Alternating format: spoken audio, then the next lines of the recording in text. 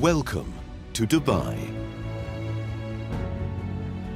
the international epicenter of global commerce, where innovation and business thrive against a vibrant backdrop, rich in culture and community.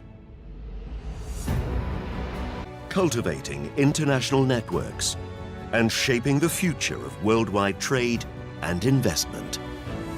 Reinforcing Dubai's position at the heart of the global economy, transforming the future of business together. Welcome to Experts Dubai, our weekly podcast where we talk with really outstanding and extraordinary personalities.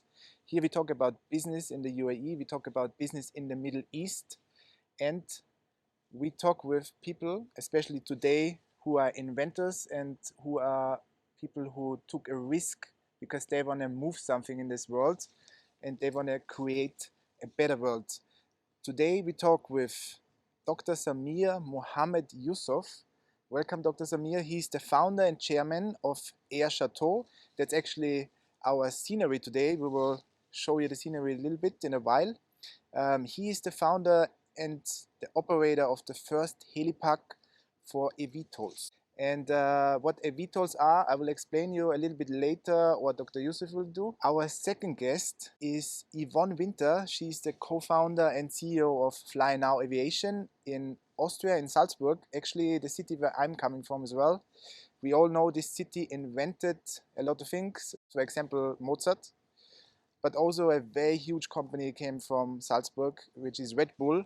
And maybe that was a sign for aviation, because we all know Red Bull is a big sponsor of aviation and of very interesting, sometimes funny, but sometimes also amazing things. And we all believe in this city in Salzburg. Our third guest is Mr. Vasaf Akhtar. He is the Chief Technology Officer in Sweden of the company called Cookie-Jar. He maybe will explain us in a while how this name appeared in this world compared with aviation. But let's go quickly let's start with Dr. Samir. Dr. Samir, you have to answer me one question. How in the world did you have the idea to create something like that? First of all, thank you so much for having me here at the show, and I'm really excited to have this conversation with you all. I like the word when you said inventors and something.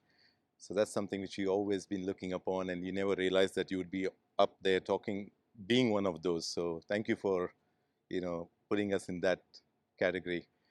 Well, Dubai Helipark, it started 2 years back. That's the birth where we are seated now. So this is where it took off. It was purely on a vision that you wanted to create something to make some difference. It's not about just making noise, but to make a difference in the market out there. There was an opportunity, where you didn't want to think twice and just go for it and just go build your dreams. So that's how I first got my mindset, and I started thinking about developing this whole concept. It is larger than life. It is definitely a dream project. So it's not easy for, you can think of certain things, but then to get that into a reality, that's the big thing. So, but then I had to take a call. Either I just sit there and just keep thinking about doing something in life, or I take that full chance and go out there and develop something. And thank God, we just celebrated 2 years of anniversary. It's been a very good and interesting journey. I have a question about the future of such a project. I made some notes actually. It's like we have at the moment 23,500 aircraft all over the world. We have 1.47 billion cars all over the world, and we have 8.1 billion human beings. So 8.1 billion human beings for 23,500 aircraft. When we talk about aircraft in general, how do you see the growth of this business in the next 10 years or 15 years or 20 years? Well, for all good reason that this is a very business, we are in Dubai, so, obviously it is a land of opportunity. An opportunity I've seen here was the location by itself, where Dubai Helipark is. So we're currently located right next to one of the busiest private jet terminals. So that was like first thing which we kind of gave us a reason to actually focus on this particular business model. It is a new business. The helicopter business has been like we say, it's been an orphan. So people never gave that importance. You know, everyone thinking about the aircraft like you're talking about, whether it's fixed wings. So we said this was an opportunity, why not? When we are located right next, like 50 meters away on the land side, right next to the busiest private jet terminal, which had about 15,500 landings, private jet alone. And these are the ultra high net worth individuals, the who's who of the world, who are landing here. And there's still the last mile connectivity, it takes forever. And that's the time where they get frustrated. So we said we would be that pioneers who will render the services for them, make their life easy, make them not just land in Dubai, but then give them that experience of reaching Dubai and be happy. So that was our first thing that we've looked at, that being a business of it. So you're talking about, you know, you have your numbers. We're talking about out of that 15,500, just a private jet landing here. So that's you know, if you have to target like even 5-10% of that usage by those clients, that's a lot of, you know, flights. So we are talking a lot of and then of course we have other opportunities where we're looking at doing, you know, where we're looking at scenic, like for the touristic flight, there are a lot of aerial filmings and other opportunities that is there. So if you look at everything, so it does make a business sense for us to actually, you know, be in this business, in this particular vertical. Okay. But as we know, Dubai is not like a normal city. A helipark, most of the people will say, okay, helicopters. Okay, we all know helicopters. But I guess that the vision of Air Chateau is probably much, much bigger than helicopters only. Oh yes, I mean definitely. I mean, it's like first thing what we did was to differentiate and to define the difference between the heliport and a helipark. So what we built now, and as a phase one, within 100 days, record breaking. So that's a heliport, a full-fledged commercially licensed operating heliport. So people thought helipad and heliport is the same. So they would have a H, it is called heliport. So helipad is different and the heliport is different. So that was what we, first thing what we looked at, you know, making people understand and creating a difference. Our vision, of course, it does not stop here. We say it starts from here. So we focused on building the infrastructure so that, you know, we wanted to create an ecosystem that's built around the helicopter business and, of course, the future vertiports. So everything to do with the helicopter as of today, such thing does not exist in one specific area. It is scattered. And so we thought it's important to bring all of them to one ecosystem in one infrastructure and put like the MRO facilities, to have our own terminals, to have fueling on the land side, to have the maintenance for the helicopters, and having a private hangars, and having private parking for the people who will buy helicopters. So everything to do with the helicopter business, we put everything in Dubai Helipark. And that's what makes us so different, because you don't find such thing anywhere around the world. Obviously, absolutely interesting. We have also lots of viewers from Europe, and they will think this is crazy, this is impossible. How can somebody set up something like that in such a short time? In Germany, we probably need like 300 years to do that. But maybe they can take it as something that would be also possible in Europe. However, we all say this is the new Europe, and that's why everything is growing so fast, in my opinion, because Europe, for example, was also growing very fast in an earlier stage in the past, you know. I always say the world is changing a lot, and we live in cycles, and at the moment the upcycle is definitely in this region. And that's why I want to talk to you, Yvonne, because you are the person who want to take all of this to the next level, and that's why you're also sitting here. You teach me a word that's called EV TOL. I wrote it down. It means electrical vertical takeoff and landing vehicle. I by myself saw this the first time when I was a child, because I watched Star Wars and I saw these vehicles. Now we have them flying around, but not in a big number. but you are the person who want to change that. You want to change it and you want to go commercial with this. Can you tell me something about flynow, and could you also tell me something what has it to do with the Dragonfly? So we set our company with the clear intention to be the key player in this fast-growing new mobility market. And we want to achieve that by applying automotive processes and therefore reach the scale of economy, bring the costs down, because we believe that you can only introduce a new means of transport if it is available and affordable for the broad public. And if you look back 100 years, when the car came up, like Mercedes-Benz, Horch, they did excellent cars, but they were way too expensive. And when Ford with the Model T came, or then later Volkswagen with the Beetle, the Käfer, what we all love and grew up with, then the car became popular. And I think it's the same momentum we can use now to introduce this new means of transport. And therefore, we are focusing not only on one derivative, but we are focusing on a modular family consisting of a cargo, a single-seater, and a twin-seater. And our configuration is a lot different. You mentioned the Dragonfly. It looks more like a small electric helicopter.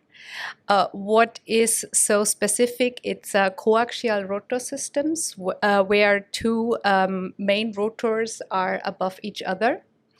And this is actually the most effective or the most efficient, the most efficient configuration that's out there. And the best proof point is Infinity, the Mars helicopter.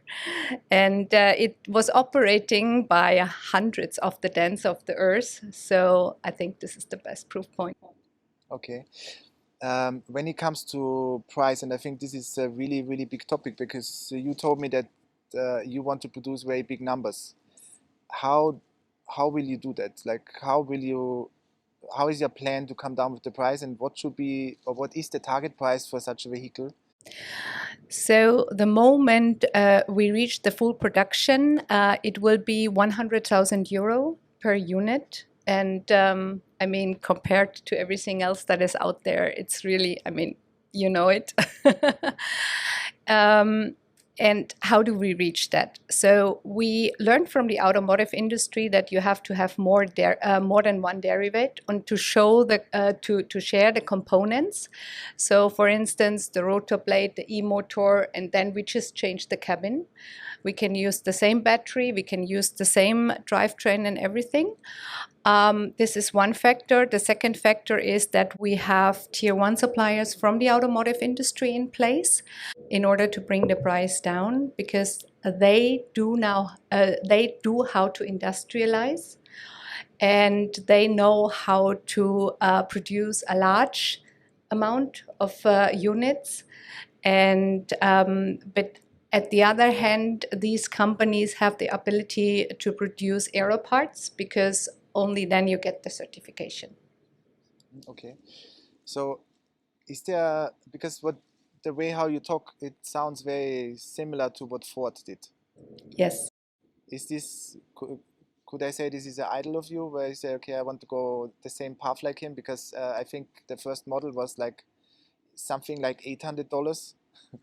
And when they went into mass production, it was like $270. So is this like, do you think that you can repeat this kind of journey with just flying vehicles?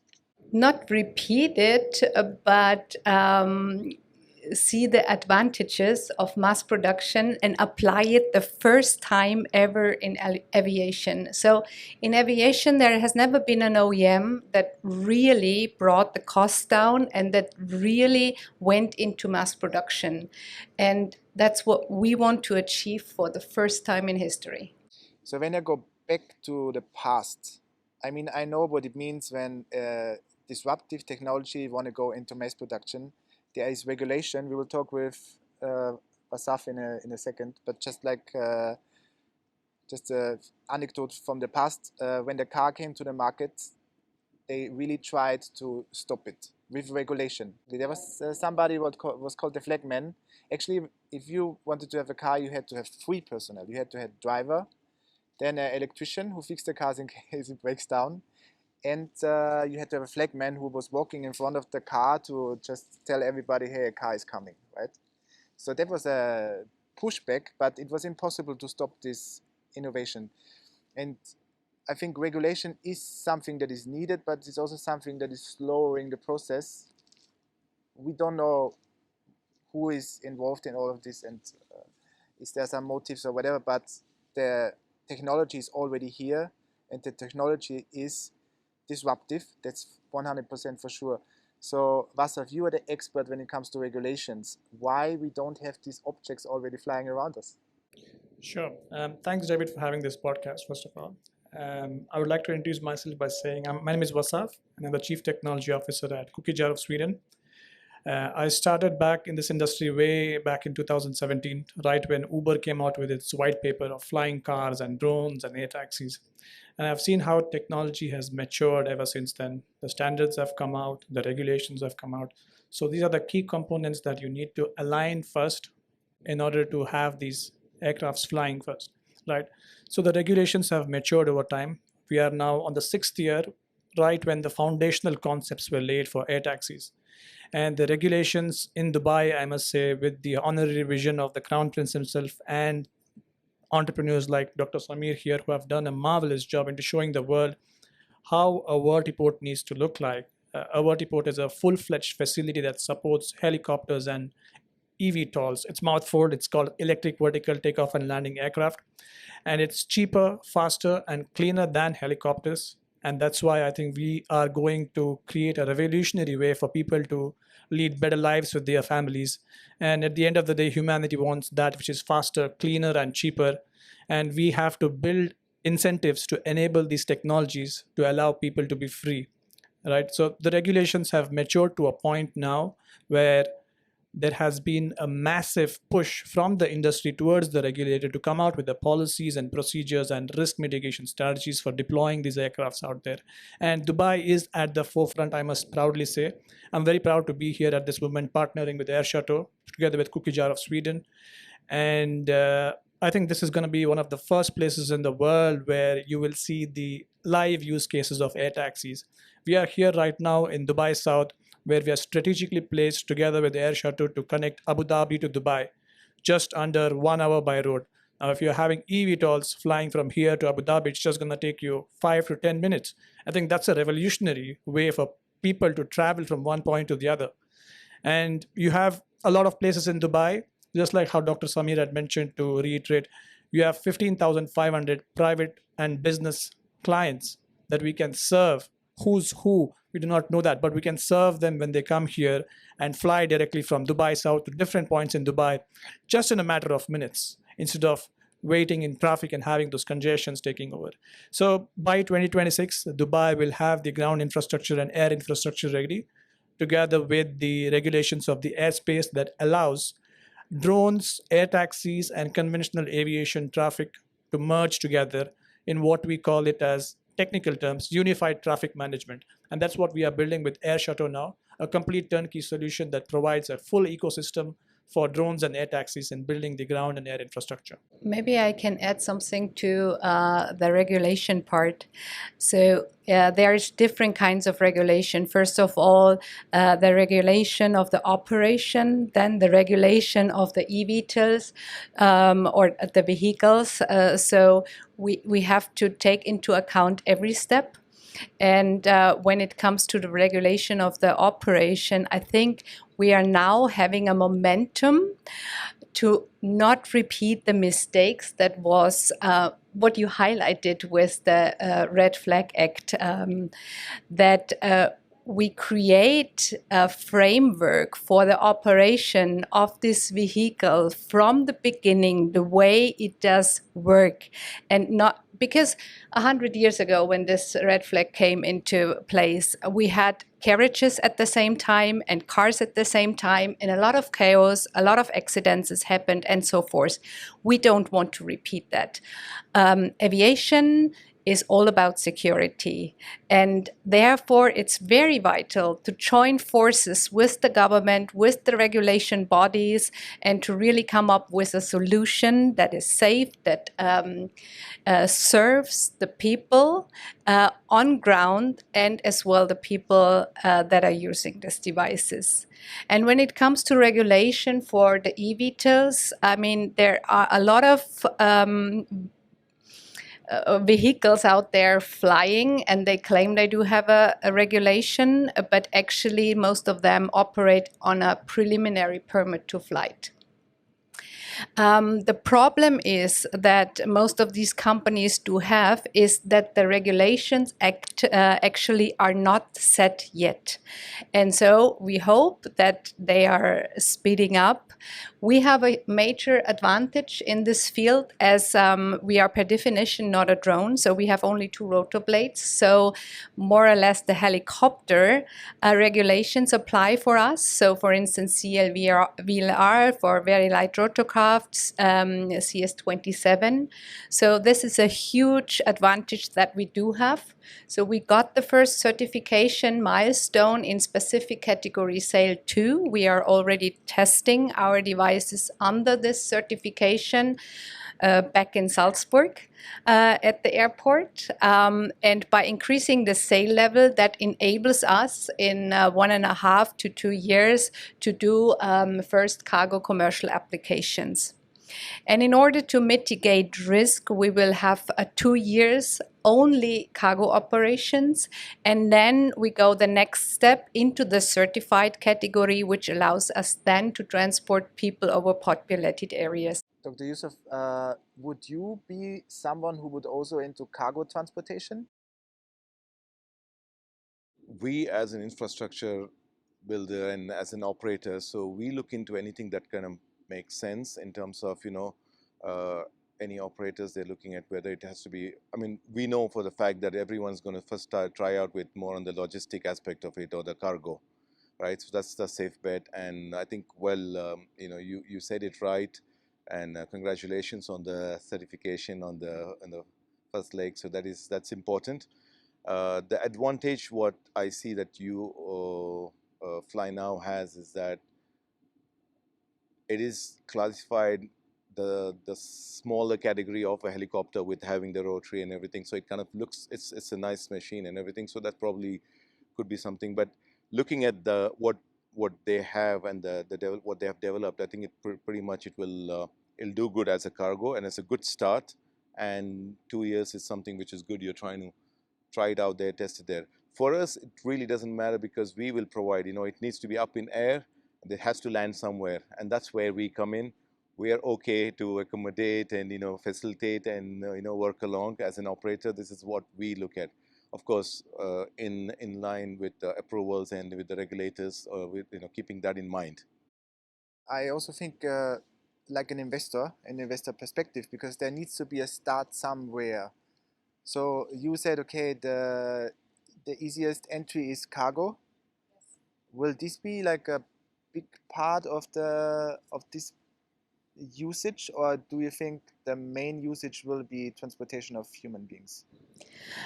I'm quite convinced that cargo will be a major part because think of all these port-to-shore operations, search and rescue operations, delivering goods to remote areas, be it mountains, be it islands, and so forth, for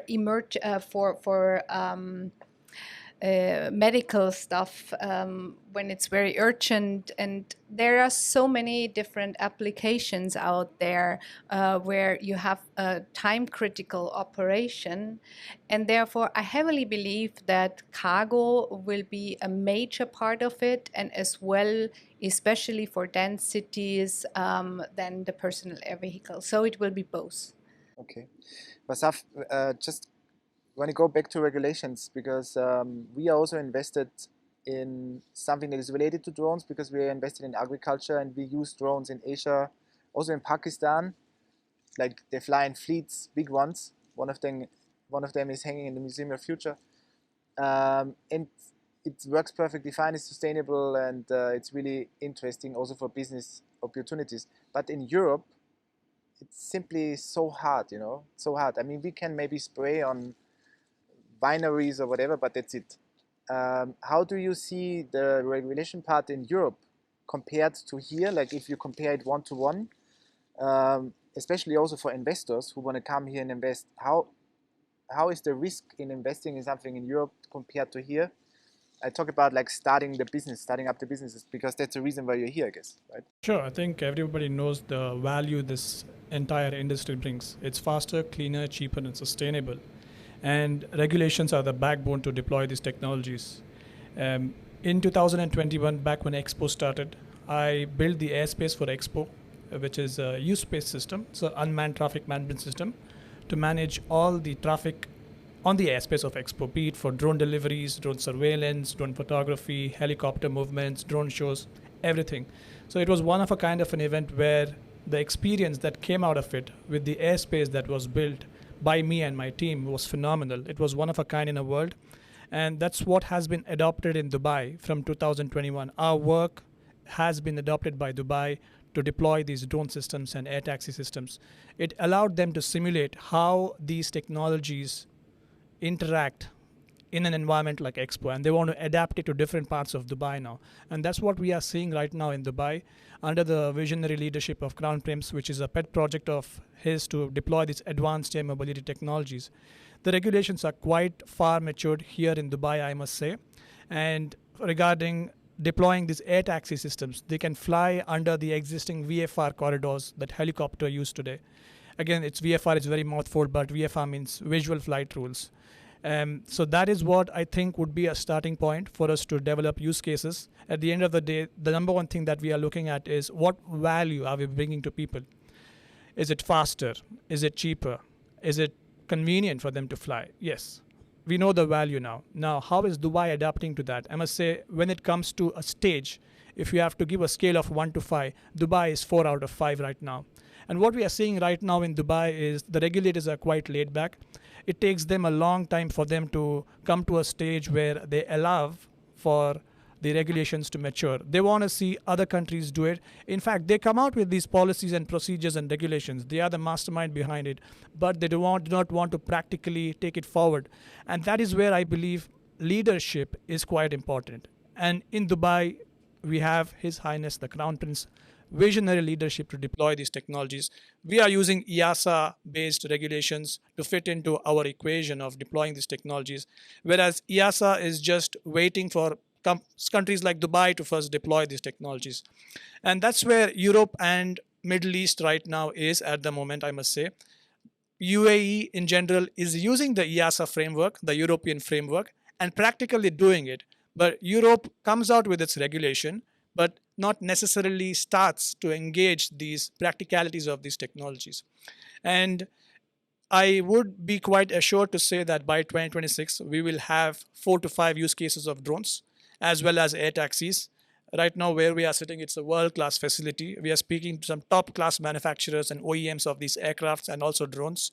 And we have identified the use cases where we need to deploy these systems from this point of Dubai to somewhere else in Dubai.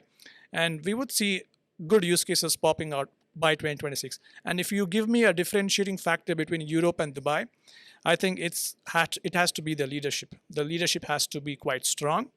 And Dubai is a perfect launch market for any companies to come and scale their ecosystem and business.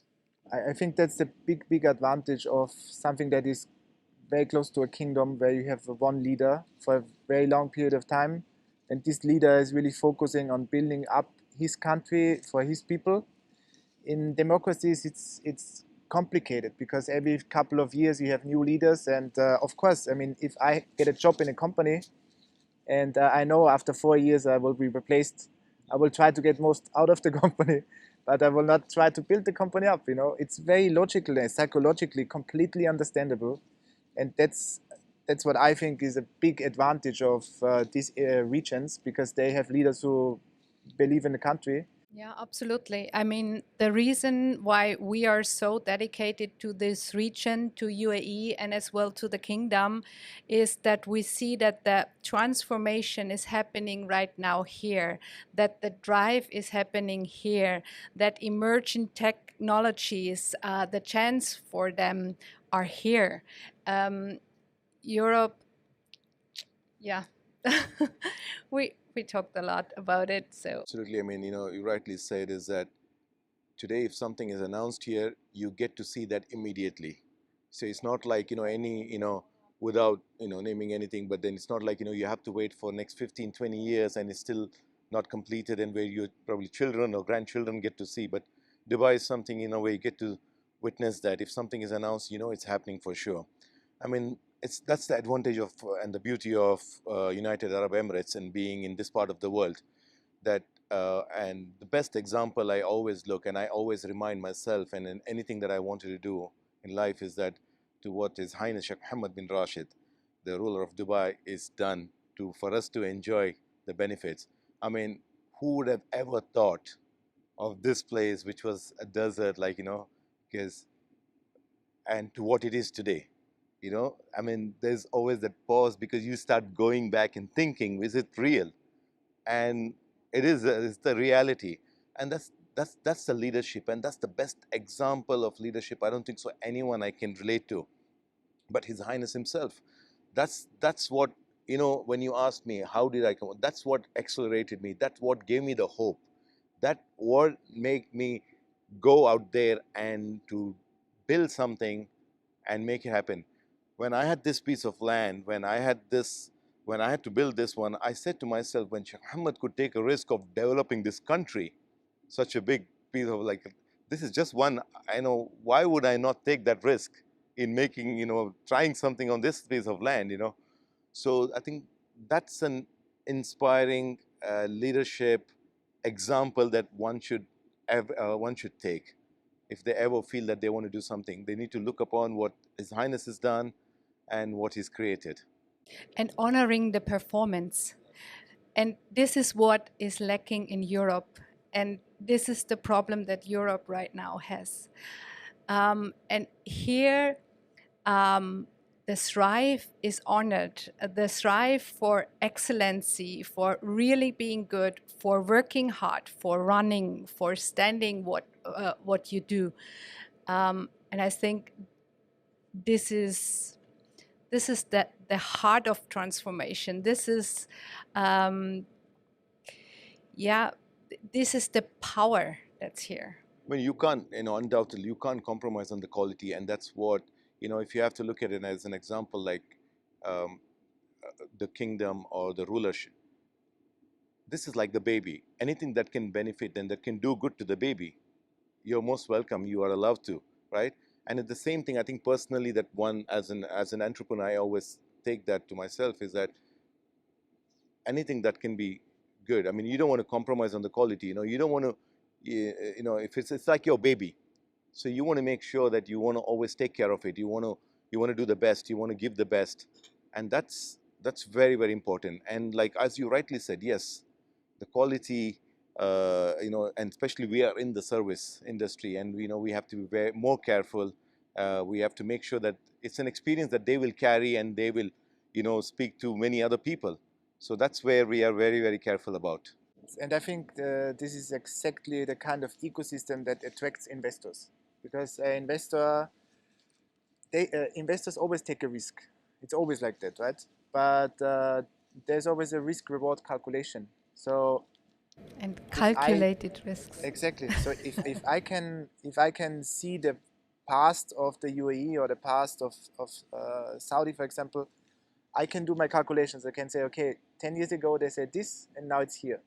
20 years ago they had these plans, and wow, it's here. So if they tell me now the plans of the next 20 years, I can say, okay, the risk, of course, is always high in innovative stuff. That's completely normal.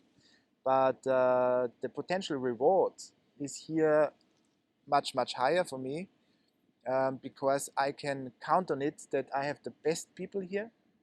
I have the most motivated people. They also make money. They don't pay taxes. It's also very important, you know, that attracts the brains of this world. And I'm here since I started here 2008. I came here in 2010 I started my company here. So I saw this tremendous move in the last 13 years. You know, when I came here, I was still one of the few ones where everybody said, what do you go to Dubai? It's like just this golden city in the desert. But now, like just 13 years later, everybody's coming here. I don't have to travel to Europe because I have every week visitors who come here and say, hey, David, I'm here. No, because, you know, I mean, investors today, if you have to look at it and they have to decide, you know, where you need to go. When it comes to, if you have somebody has to suggest and they say it's UAE, it's UAE, I don't think so. They think twice. They'll put that others, you know, any other place as a secondary, and they come here for the reason that, you know, one, most important thing, we should never forget that security, the feeling of security you have in this place.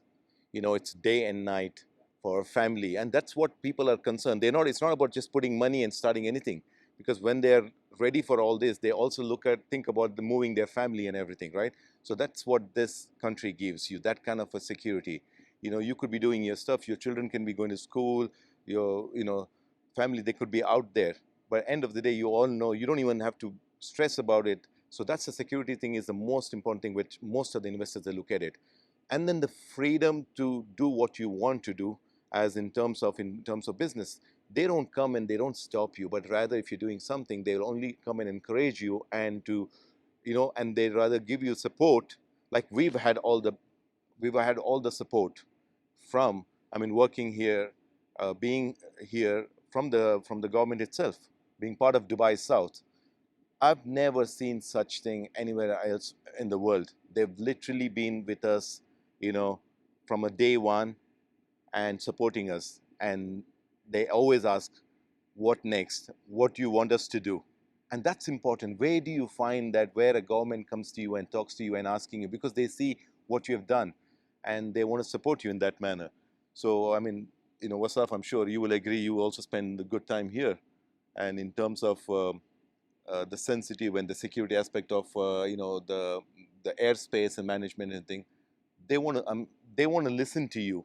It's not like, you know, you got to follow what we are, but they would want to know what you have in mind, whether it makes sense for us to implement this into the airspace management, and then they take a call on it. So Yeah, just to add to what Dr. Samir had said, Dubai was the first one who gave a broad picture of air taxis flying in the next 10 years, back in 2017, right? So that marketing campaign which Dubai did, other countries followed it. Singapore followed it. Sweden followed it. It went on like a domino effect. So it all started from here. So Dubai is a good marketing platform for companies to come and showcase their product. And this is why I say the leadership here is very strong.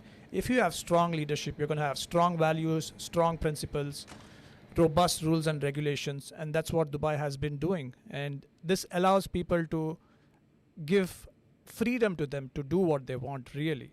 And I would say if a startup has to have some kind of a beginning, Dubai is a perfect place for them in a high-tech environment like advanced air mobility like what we have right now. Dubai is a perfect place for them to start off with. I would also say, very respectfully, Kingdom of Saudi Arabia would also be a perfect start now, because a lot of investments are going into building these technologies. NEOM has been doing it in Saudi Arabia, where they want to have only drone taxi movements in those particular places. Absolutely, yeah. So, because it makes sense, in order for you to build this entire ecosystem, you don't need to put concretes on the road. You just have to build the concrete on the sky, which is quite cheaper and cleaner and safer, right? The infrastructure cost is very minimal, I would say. And this is why I believe we are in a new revolutionary way to transport people from one point to the other, from an era of 2D transportation system to 3D transportation system. And I have been watching Jetsons back when the cartoon first came out in 1960s. I was a big fan of it. You know, families going off in an air taxi or a flying car, we'd say, drop off the kids to the school, drop the wife to a beauty parlor, and the husband goes to the office. I think we are living in those age now. We are living in a space age.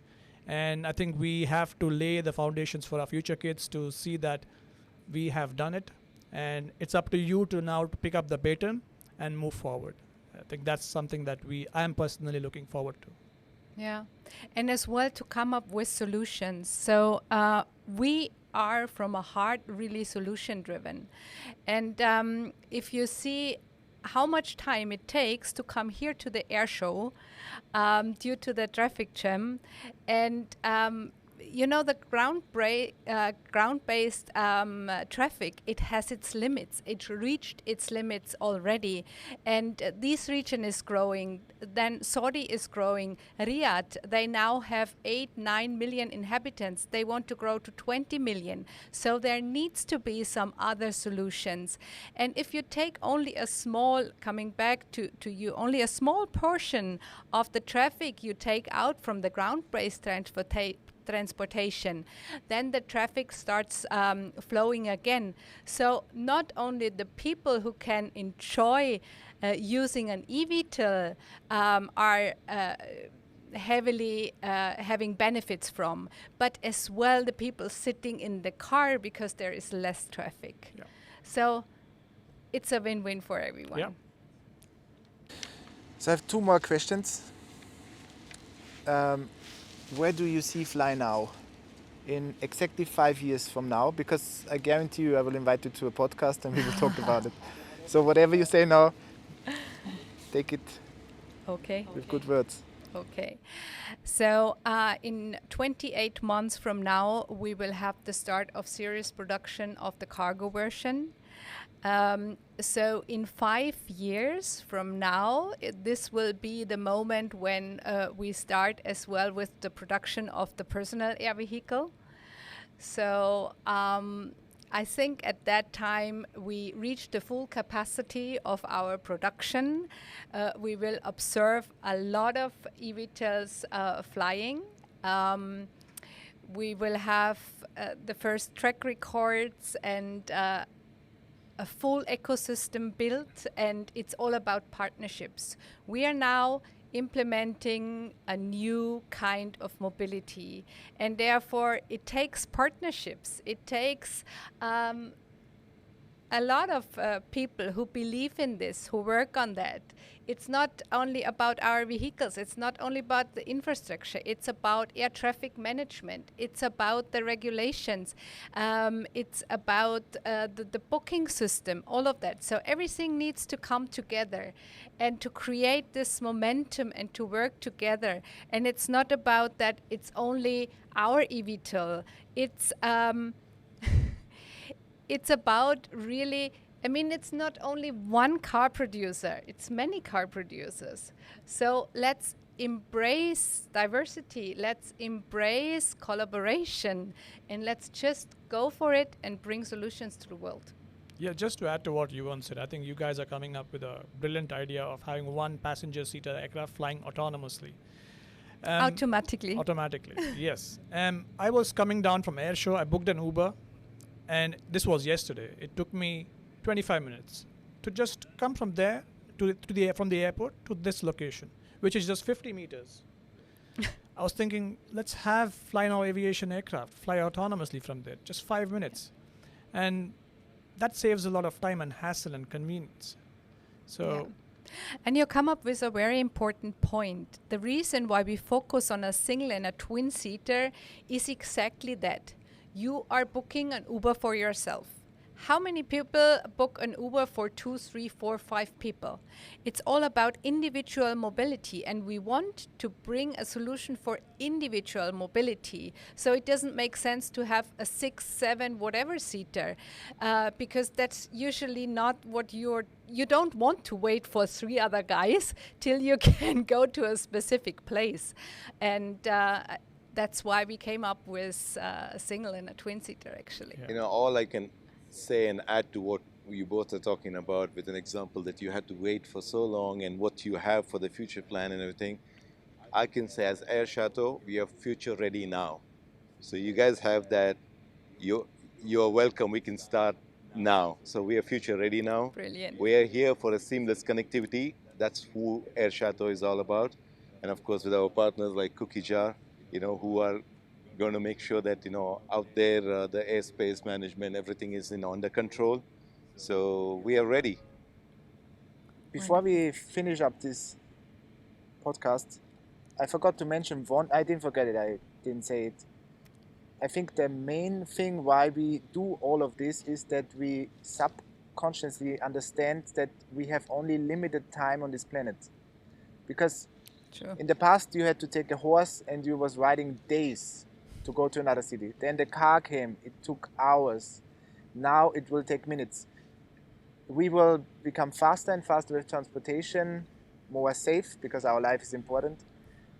And we want to save time. I think that's like the main cause, because an average lifetime is, depending on which continent you live, but between 69 and 85 approximately. I mean, we live here much longer in Dubai because we don't pay taxes, so we live until 120 minimum.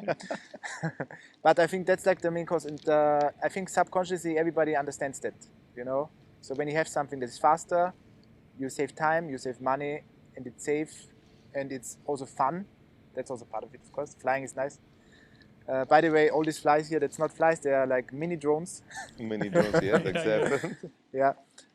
And I think David, this will that is actually very important what you said. It is fun. And it changes your perspective.